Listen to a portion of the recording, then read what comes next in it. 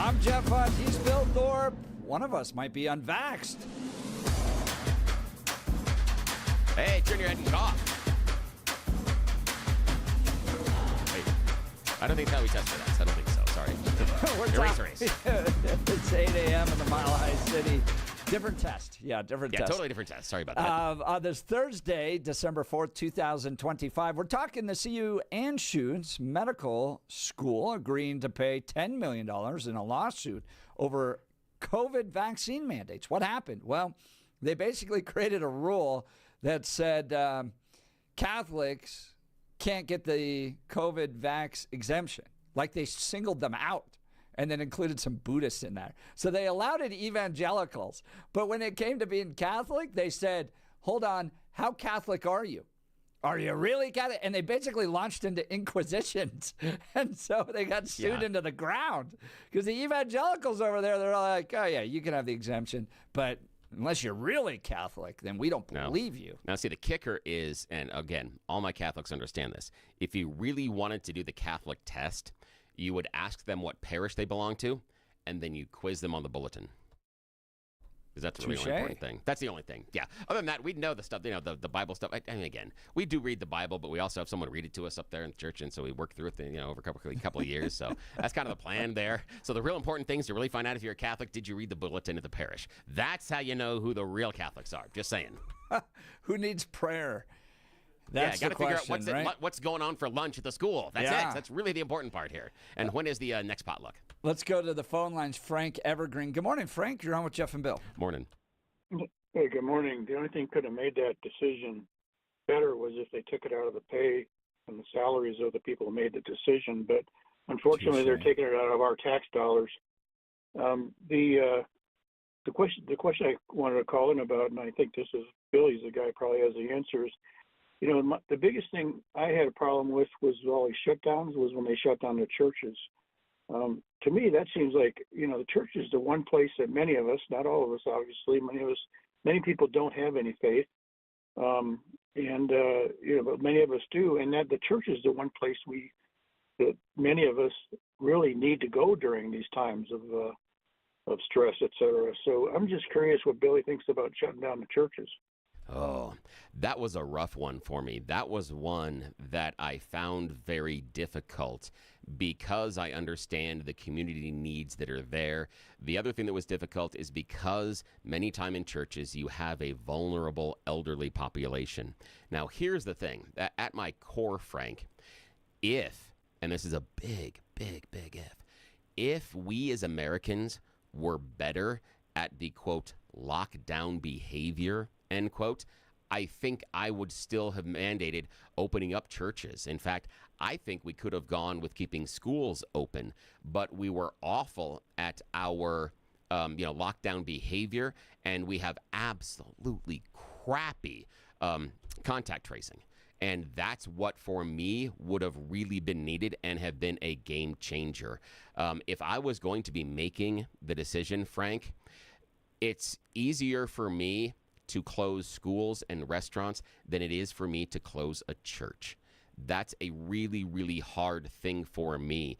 And to take that out of someone's life, especially because I understand the idea that moms and dads were staying home, so maybe the kids staying home wasn't as much of a burden, but the education was absolutely a mess because they weren't prepared for it, and how it was executed was atrocious, and we lost learning. But churches were something that were needed.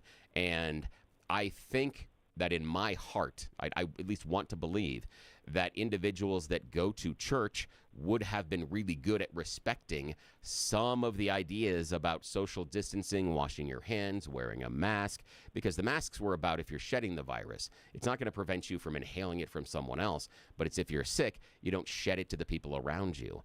And if we could have had parishes, maybe they do more services over the course of the week. If they do smaller services, I think that there were angles for it. But that was one that really hurt me. And I felt, in all honesty, Frank, between you, Jeff, myself, and the audience, I felt that was a big change in the society's approach to those lockdowns, that I saw things in my own mind turn, The restaurants were one thing as far as businesses closing and kids staying home. But when we took away the church community, I felt there was a much larger groundswell against the lockdown. And personally, I think it was a mistake on how it was executed, a big mistake. But what are your opinions, man?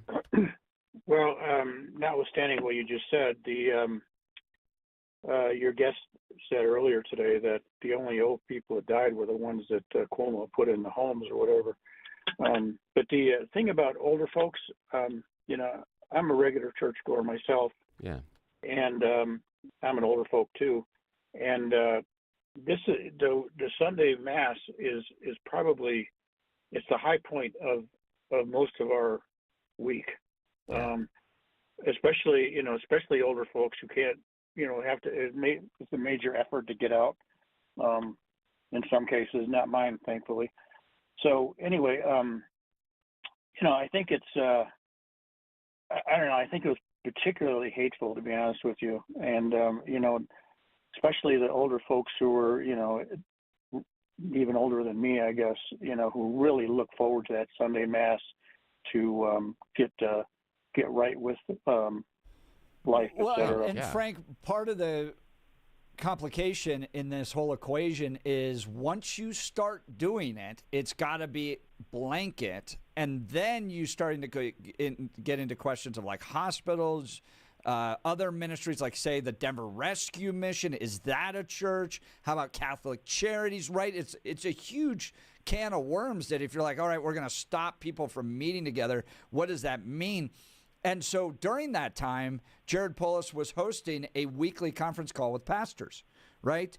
But we were all poised. I was running a think tank at that time, and then all of the legal religious organizations that like protect religious freedom, think Jack Phillips, those types of people, they were on those calls poised, because if Jared Polis is going to keep Home Depot open, but then shut down your local Catholic church, but then keep Catholic Charities open and Denver and how is he picking and choosing? And is he going to start to violate religious freedom? I mean, it is such a huge can of worms. You can't do it. You just can't do it, because you're going to end up with lawsuits, and you're going to end up in court, and you're going to end up having to pay. So, Frank Evergreen, sure appreciate the call. Thanks so much. Let's now get to news and comment with Blake Olson. Blake Olson. Blake Olson, news and comment.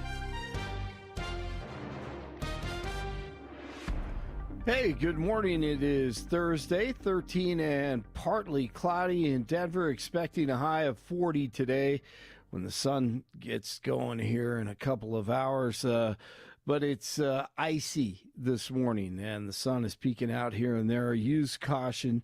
News sponsored by Pastor Camp Heating and Air Conditioning at 303-777-1234 to learn more about special savings opportunities on Lennox equipment. Our top story, as Jeff reported last hour, there's been an arrest in connection with the pipe bombs placed at the Republican and Democratic National Committee's headquarters the night before January 6th. Remember that? Multiple reports say a Virginia man has been taken into custody. It's not the woman they reported on last month. This has been a 5-year investigation into the identity of the person who placed the bombs. Or was it a cover-up by the last administration? Because you lied about January 6th, calling it worse than Pearl Harbor or 9/11, instead of what January 6th really was, the FBI guided tour of the Capitol building. The FBI released videos of the suspect placing the devices outside the DNC headquarters, and then another video showed him placing one behind the RNC building in an alley. The bombs were reportedly viable and could have caused major harm if they exploded. Wednesday was a challenging day at DIA because of the weather, and may continue today as airports across the country are getting hit again. The wintry mix complicating air travel too, with more than 600 flights delayed and canceled at Denver International. Back east, upstate New York getting hit overnight with lake effect snow and thunder. Aurora police releasing more details about a short pursuit that led to the deaths of 2 people. Officers began chasing a car reported stolen out of Fort Collins around noon on Monday. The pursuit lasted about a minute and ended with the car crashing into a light pole at an intersection on East Alameda and South Peoria. Police have identified the 2 people killed as 41-year-old Sheena Fuentes and 52-year-old Manuel Tovar. Fuentes was previously arrested in October for allegedly acting as a getaway driver in a homicide case. Tovar had been arrested more than 70 times in the last 30 years. A classified briefing will be held today for lawmakers on the U.S. strikes on Venezuelan narco boats. Navy Admiral Frank Mitch Bradley will be pressed about the multiple strikes on September 2nd. DJT said he regards the operation as a justified attack. Rock the boat, don't rock the boat, baby. Pennsylvania Governor Josh Shapiro is pushing back on former Vice President Kamala Harris. I already forgot her name, Kamala Khan. Her depiction of him in her memoir, 107 Days. According to the memoir, which was released earlier this year, Shapiro was fixated on the vice presidential residence and wanted to be in the room for every decision if she was elected president. However, during an interview with The Atlantic, Shapiro, who was reportedly being considered as a running mate with Harris, said her accounts are just blatant lies. He also accused the former vice president of trying to sell books and cover for her loss against DJT in the 2024 election. 107 days. Go check it out now. The leaders of the Democratic Republic of Congo and Rwanda will be hosted by 47 today to sign a peace deal. The 2 African nations have been fighting for years. In June, the foreign ministers of each country signed a preliminary peace deal and an economic pact drawn up by the U.S. at the White House. Nuggets at Indiana last night. Murray off the screen. Wanted to step back and now steps back. Left that short and it bounces in.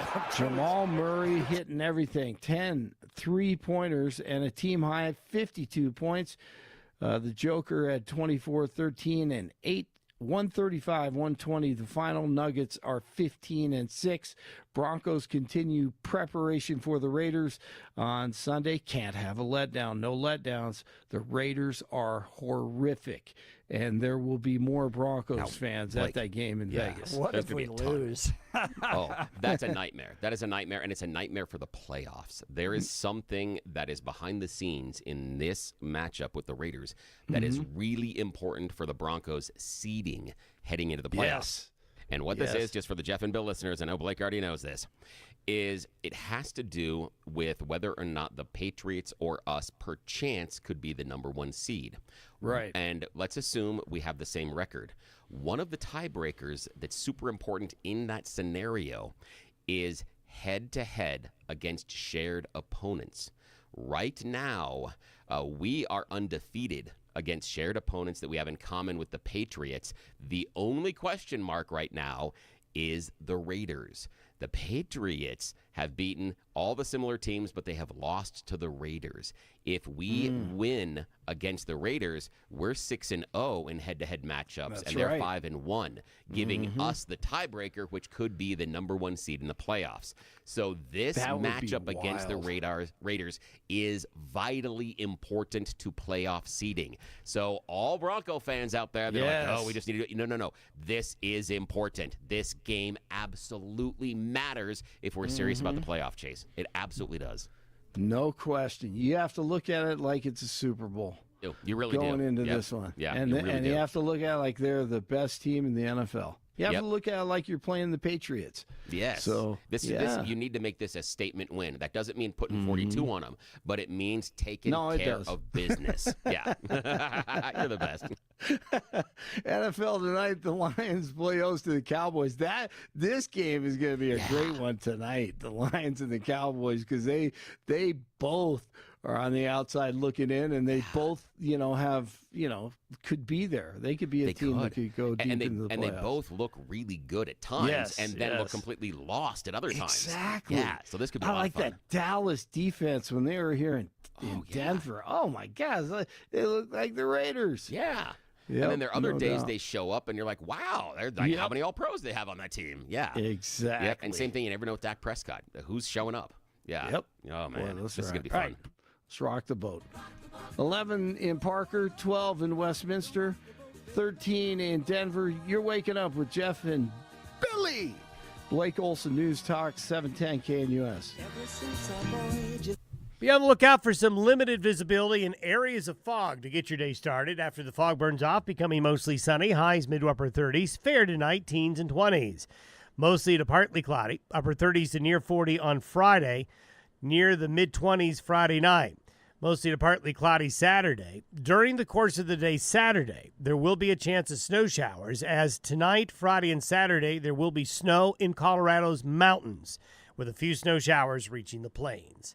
Meteorologist Don Day in the 710 KNUS Weather Center.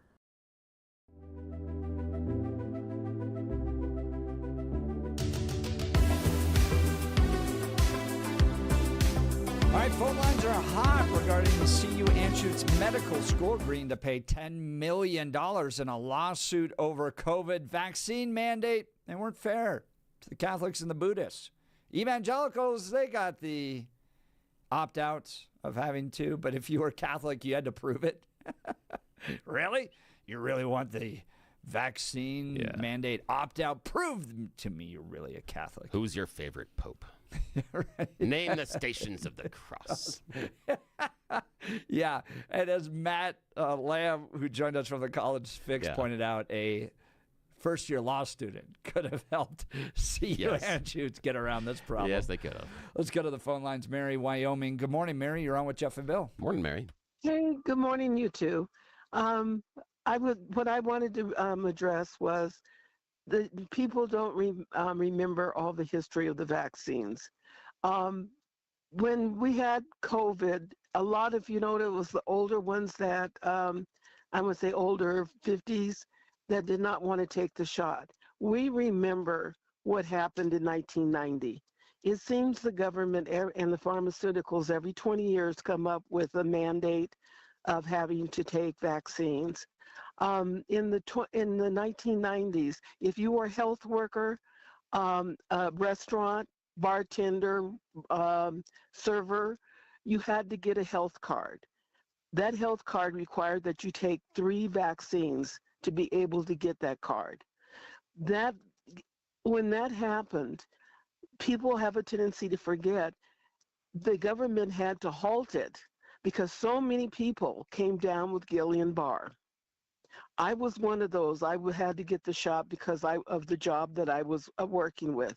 Prior to that, government said I needed to, take pneumonia shots or whatever else. I took them all.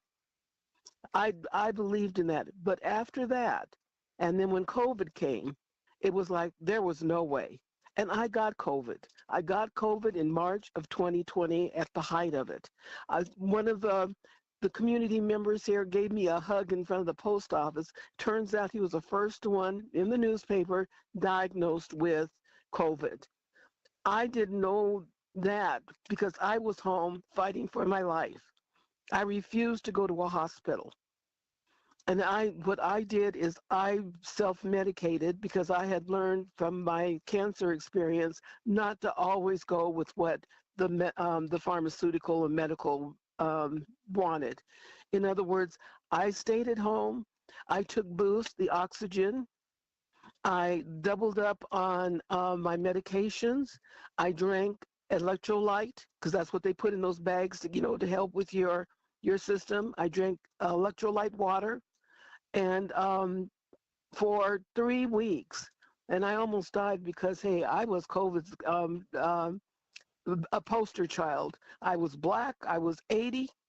I had heart disease. I had problems from, as far as my immune system because of my cancer battle. So I should have died and almost did. So I'm trying to say, would I take another shot that the government, the pharmaceutical comes, when in 2040 they come up with another epidemic to go ahead and take shots for? No. Now, Mary, I understand some of the distrust based in the 90s, but where does the other distrust as far as, the vaccines come from?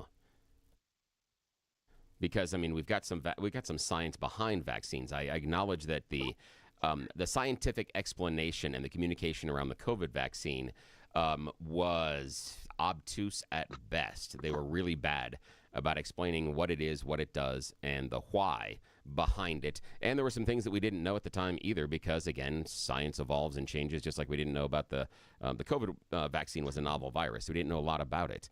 So do you distrust all the vaccines, or is it just new ones? I'm just trying to, No, not just, and not, I have a history of taking all the others, and including at my age, I take the pneumonia shot.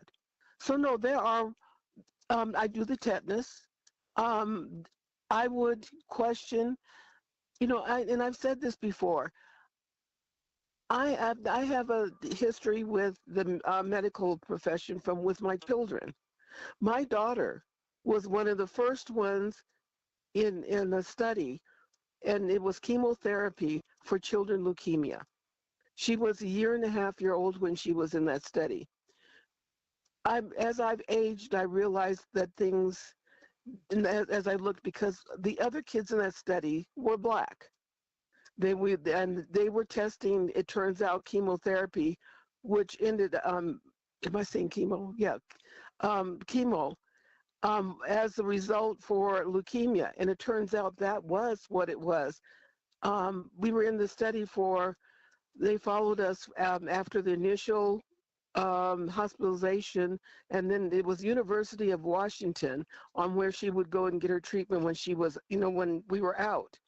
That was when it was in Washington State, and I'm saying that at first I thought it was because it was all black kids. I'm sure now that I've matured, though there's probably other studies with chemotherapy with other groups, but I do know the group that my daughter was in and they were using chemotherapy was all black.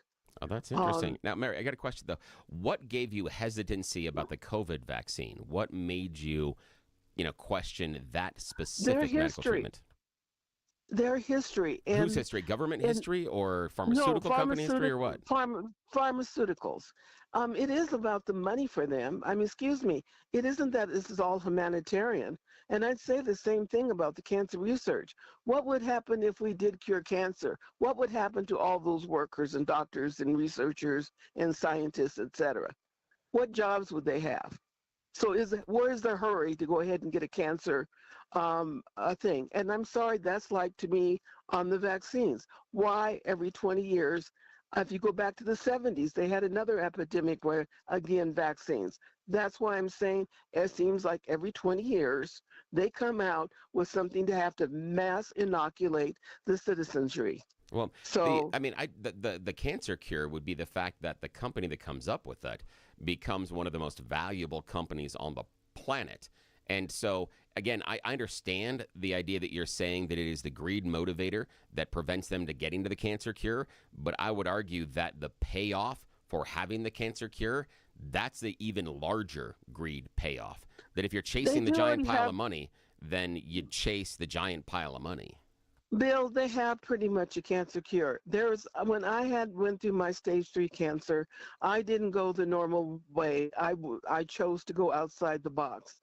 And when I did, and all the things that I did, the acupuncture, the diet, the change, as I've shared on the show, all of that, the things that I did, the meditation, all of that, guess what? When I got through with mine and and it seems it's like 5 years seems to be the point. In other words, after my 5 years, guess what? All of a sudden there were cancer hospitals. And what were they doing? Acupuncture, food change, all the things that I looked at the studies around the world, from Sweden, from Germany, from England, all those studies that go into how they started defeating cancer. And in other words, then like I said, the cancer hospitals come up and it's like, where were they? Because my PP medical paid for nothing except for when I'd go to the oncologist for a checkup every 3 months, and she'd say, I don't know what you're doing. I don't care to know what you're doing, but whatever you're doing, keep on doing it. Yeah, that's great. And it's a wonderful story, and I'm glad that it worked out for you. And yeah, and I think that's part of what we were doing, especially even through the COVID vaccine, and the COVID lockdowns, is that we needed to look more into what other countries and other medical research were doing and finding at that time. And I agree with you that the U.S. does not have a control on everything that is correct as far as science. And one of the advantages that I put into the scientific community is the fact that these studies and these vaccines, these medical treatments, are tested worldwide. And so the idea that there is this giant cabal that controls things, well, they can't control all the medical research from all the institutions and all the people around the world. That's just not possible. There couldn't be a conspiracy that large. But I guess, Bill... Wait a minute. He's so strong about ivermectin and et cetera. Then he needs to look at it worldwide, because Frontline has been doing, even after they have been following through with it. Yeah, but ivermectin doesn't work. They're starting to find out a lot. But no, there are tons of studies out there showing that ivermectin doesn't work at all as far as a preventative measure in COVID. There are tons it of helps. studies It helps. that No, are starting to come out showing it does. Mary, I go and I look at the research, and then I look at the people that review the research, and I look at peer reviews, and they're not. There's nothing there that's solid. There's nothing at all solid that shows ivermectin does anything preventative for COVID. Not a single thing right now. There are some possibilities for treatment for airways, opening it up when airways start to get restricted. There seems to be some treatment options there. Outside of that, doesn't do anything. I guess one of the questions... wonderful stuff with long COVID. Mary, one of the questions I have for you and for Bill is, and I heard this around COVID, is that what the U.S. government had done, particularly experimenting on black communities here in America, created a lot of distrust. Now you come out through all the COVID stuff where basically I think there's a lot of distrust. Mary, after what the black community has dealt with in this country around vaccinations, is there much trust at all in these government requirements? I can't speak for other black people, but I would say I think even white America should be concerned on how truthful the pharmaceutical is and what they do. When you have the designer, not the designer, what do you call it? The one who invented it, saying that what we were not a good idea. He advocated. I asked this exact question, and then the government steps in and shuts down Mary's phone. Mary, can you hear us still? Yeah, your phone's cutting in and out. Okay, please say that again. I said, the guy who invented that MRI,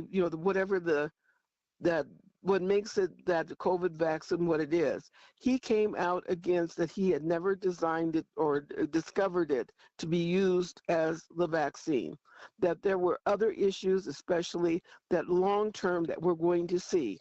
And we are seeing it. You're starting to see younger people have heart attacks, kidney issues, colon issues that never happened before. He said it was premature using that, and you know what I'm talking about, the MN, what is that called? Bill, I know you know that word. Yep. Right. Yeah. He said it was too soon for us to use it and what it was going to do with our DNA strain. Well, I think the great contribution that Robert F. Kennedy Jr. and the Trump administration are going to make to our federal sciences and all that is just exposing the tangled web of the pharmaceutical companies and the approval processes that take place, and how incestuous they all are. This goes back, I found an article going back to NPR in 2017, writing about the massive influence that the pharmaceutical companies have over the decision-making that takes place in our federal government regarding science and health. Mary, I sure appreciate the call. Thanks so much. Mary. Let's talk advanced hair restoration. Not a lot of disagreement on this. It works. If your hair's thinning, your crown's disappearing, maybe hair loss has you feeling your identity's lost altogether. Well, I got good news for you. It's an incredible yet simple one-day treatment that starts growing your own natural hair the very next day, and it's guaranteed to grow for life. It's the Advanced FUE from Advanced Hair. Look, we've all seen pills and lotions that come with monthly subscriptions. They help retain what you have, but what if what you want is your own natural hair permanently in specific areas? From Advanced Hair's state-of-the-art facilities to their world-class Dr. Tanya Pauls, it's not maybe your hair will regrow. It's guaranteed that your new hair will grow. You decide how much, how thick, and where. It's why Advanced Hair is the winner of Westward's Best of Denver. For your free consultation, $250 off and 250 free hair grafts. Give them a call. Here's their phone number, 720-459-HAIR. That's 720-459-HAIR, or visit them at advancedhair.com. That's advancedhair.com. Have had a number of family members do hair transplants and absolutely changed their lives, brought back a youthfulness that impacted their personal relationships, their business, all of that. Why not check it out? They've got great deals at advancedhair.com. All right, we'll continue with your phone calls and texts. Plus, Candie Owens, Turning Point, coming up. We'll discuss all of that. You're listening to The Jeff and Bill Show. This is Denver's talk leader, News Talk 710, KNUS.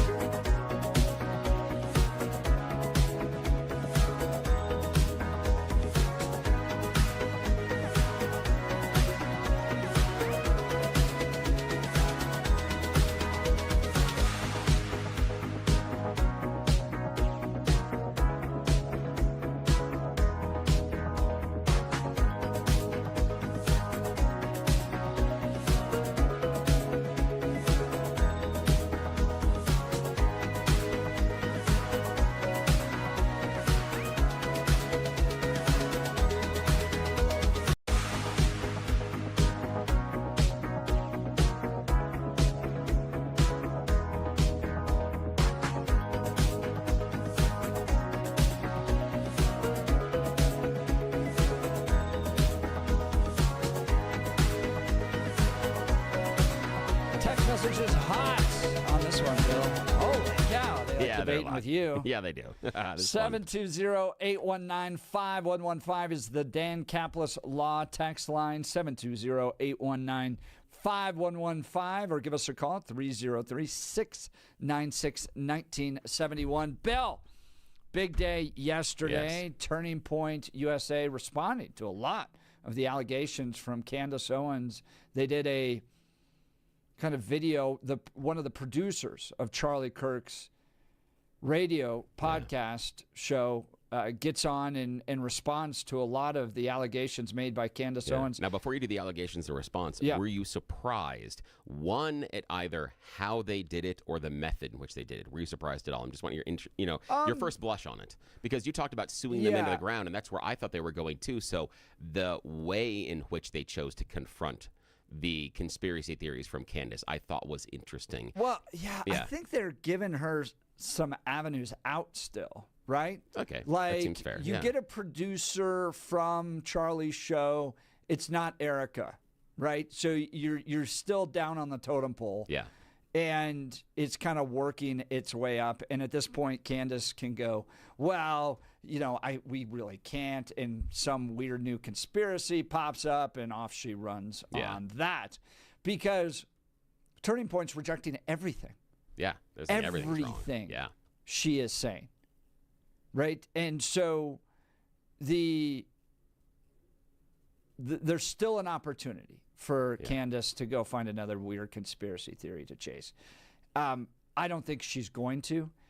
There's a lot of questions. So they take about 8 minutes. They confront pretty much all of her allegations, everything from that Turning Point specifically planned this, senior leadership was involved with this, they knew all that stuff, moving almost completely away from the guy that actually shot Charlie Kirk. Like, we're in a whole different universe right now of the people that Charlie hired, that he chose, that he picked, that he built his company with, were somehow involved in his assassination. And that's what we're discussing, not the actual perpetrator that's been arrested and trying to figure out why he did this, what type of influences did he have. No. We're into the realms of the senior leadership of Turning Point USA, which is completely false that they had anything to do with this. So they give her a chance to respond because they're going to host a live stream that they're going to invite her to.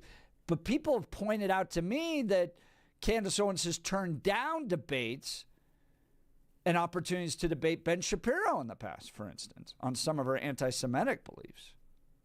By the way, can I just take a moment to talk about this? Yeah. I posted my skepticism of what Candie Owens is saying on my X account. The fact I just don't believe her, and some of the harm that she's doing.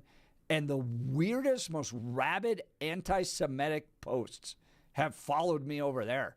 Like, you can't just disagree with Candice and what she's doing to Charlie and Turning Point. No, you're some fed Zionist influencer paid by the Israelis. It's disgusting, some of the comments that have been made there. So that whole sludge and swamp that follows Candice around comes with her anytime you disagree with her. All right, so Blake Olson's been watching all of her podcasts as well. I watched most of her response yesterday, which, by the way, her opening line was horrible when she goes, we had gone for the jugular at Turning Point. Maybe in light of what happened to Charlie Kirk, you don't use that as your opening line. But I don't think this is going to actually solve anything for Candice, because when Turning Point put out responses, she just didn't accept them.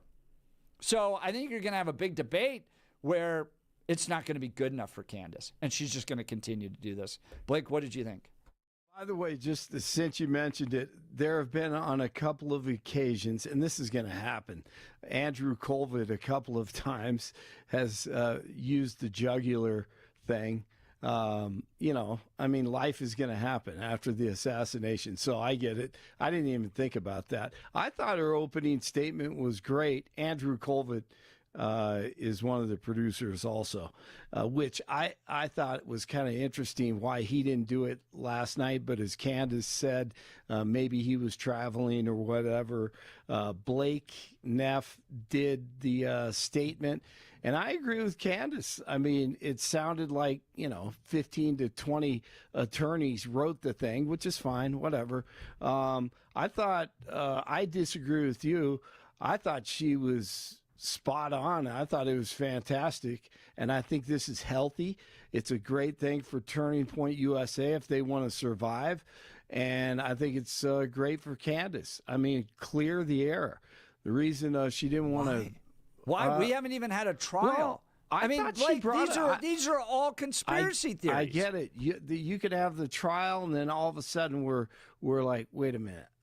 What happened with that evidence? What happened with that video? With that security footage? With that picture? That doesn't make sense. And she brought up another good point, which I agree with her. This is what Charlie did. He asked questions. He went after the truth. And I do believe her that she is seeking the truth. Look, I realized, there were, I think, 500,000 people at one point watching that live, which is incredible on the internet. I don't even know what it is post. It's probably over 1 million views. I'm not sure. But if if you're getting over 100,000, 150,000, that's a big deal. And there are 300,000 watching her live. So people want the truth. They're seeking the truth. They believe her. She's authentic. What has she done that's provided any truth? Just asking. Asking the questions. I think what people have a problem with her, and I get it, man. She drives me nuts, a lot. I really didn't. I stopped listening to her for about 4 or 5 years. Not that because I disagree with her. I just, I didn't like listening.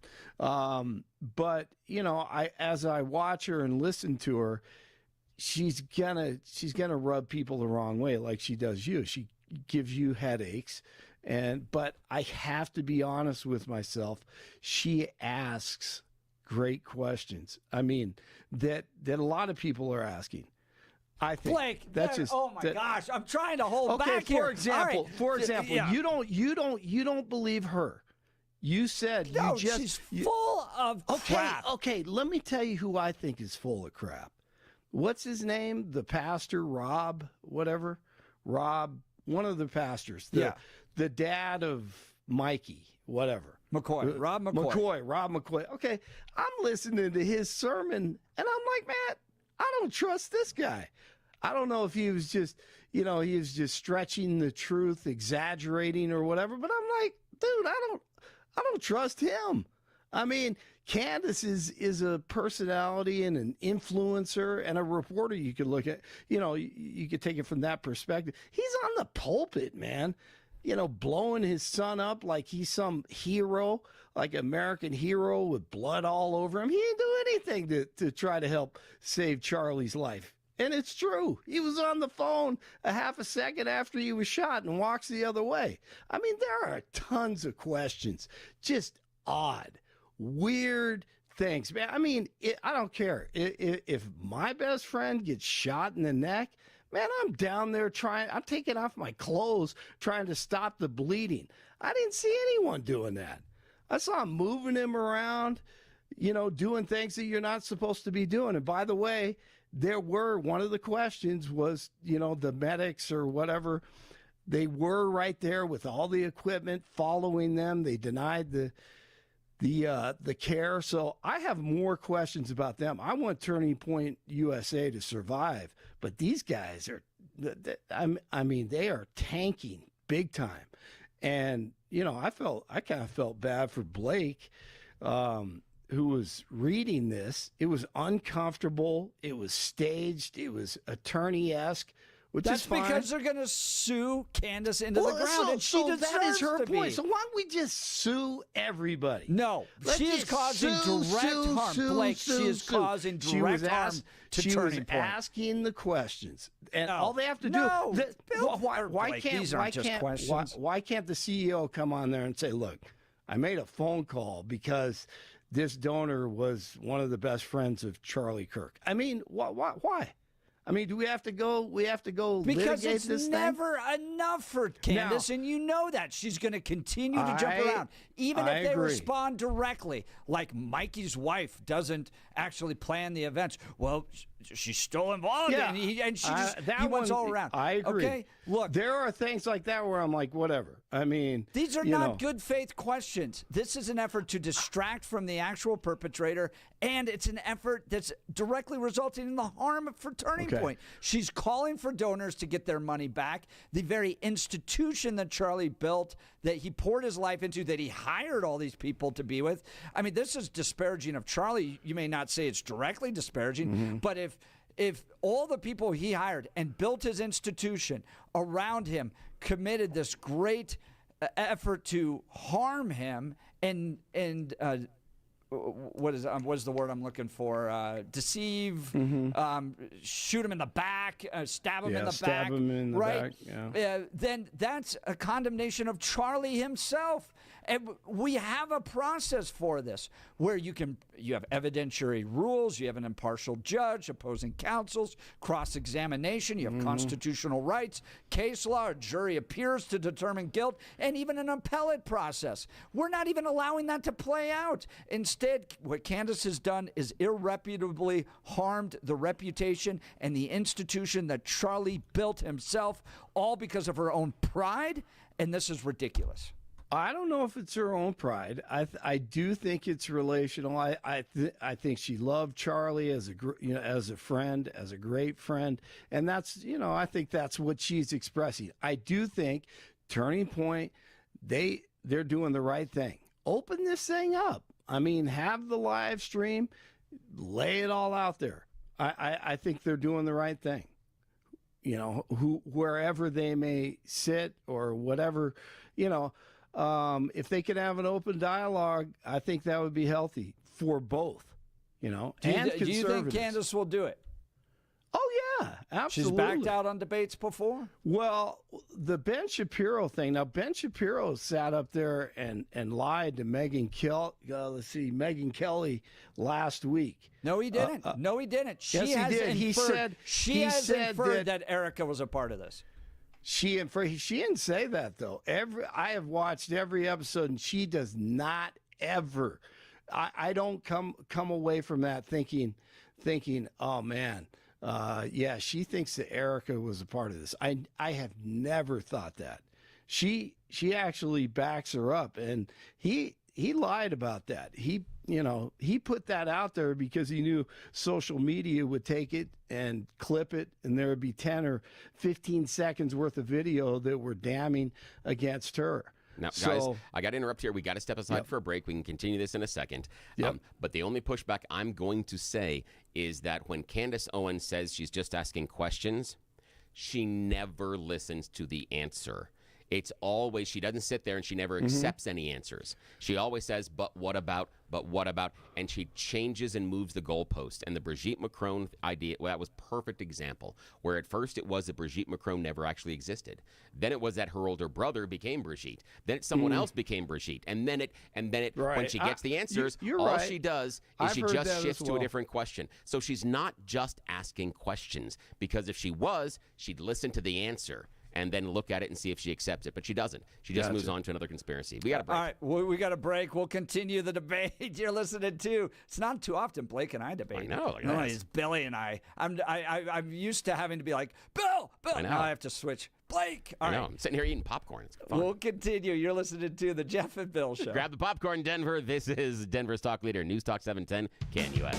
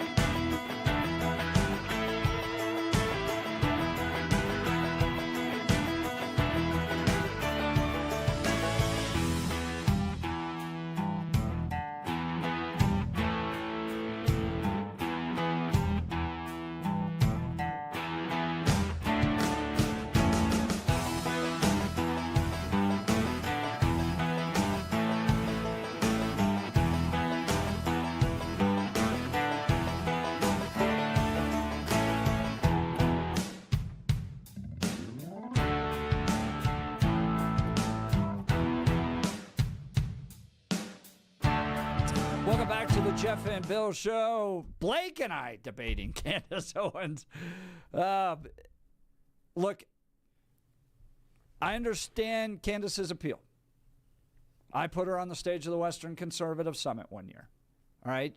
She was very good at targeting the left at one point and very effective communicator. I can't for the life of me figure out what she has said recently that has any validation.